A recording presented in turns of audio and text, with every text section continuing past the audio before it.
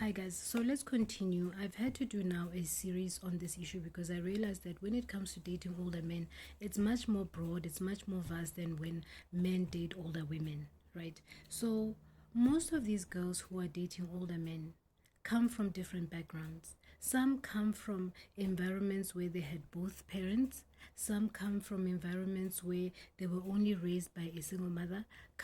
Some come from environments where they were raised by strict parents who didn't allow them to date or didn't want them to be exposed to certain things whilst they were in high school or still living at home with their parents.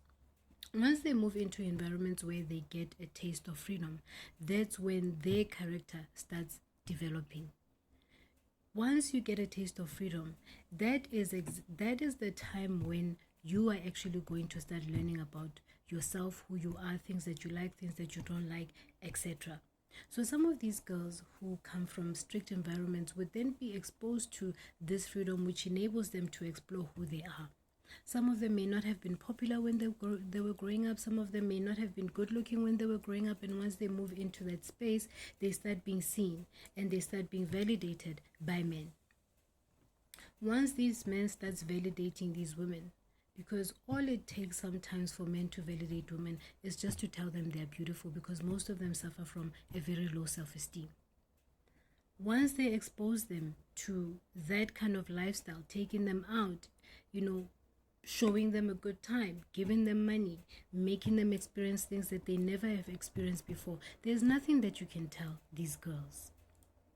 Some of them come from backgrounds where their parents instilled good moral values in them, but because they are moving in an environment where there's all sorts of things like peer pressure, in some instances you get girls who enjoy certain benefits because of the friends they have who are exposed to men with money.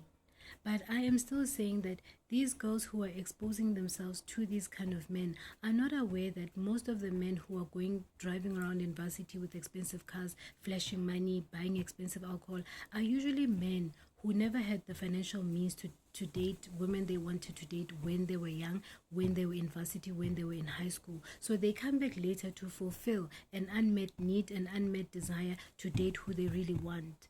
But when they date these girls, they are not dating them for future prospects, or they're not dating them to see something beyond what could actually develop between them. They are dating them to fulfill a fantasy.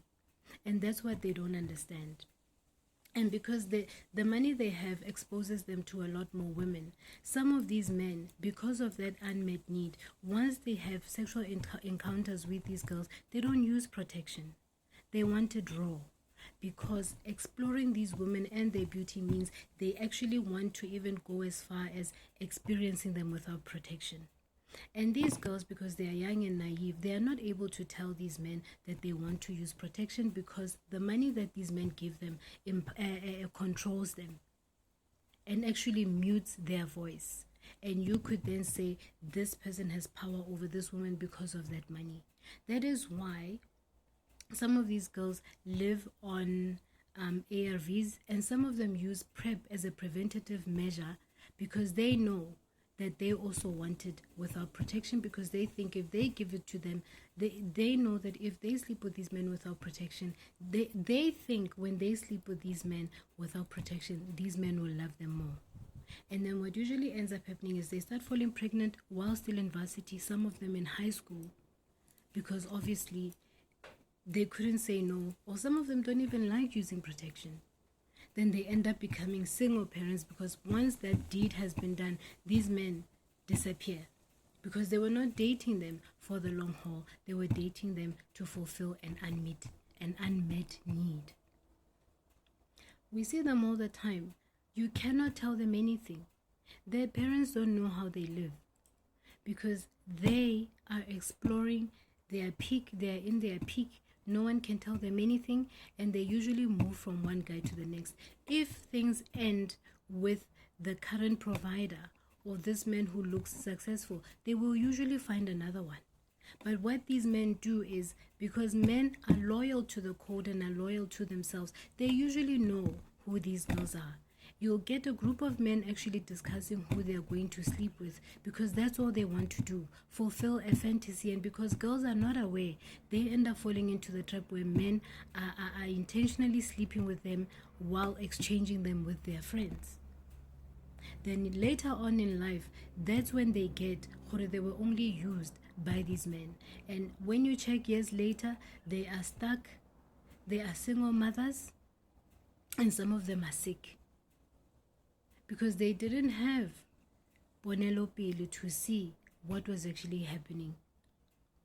So, in as much as we can blame men in certain instances, some women also don't listen when you tell them.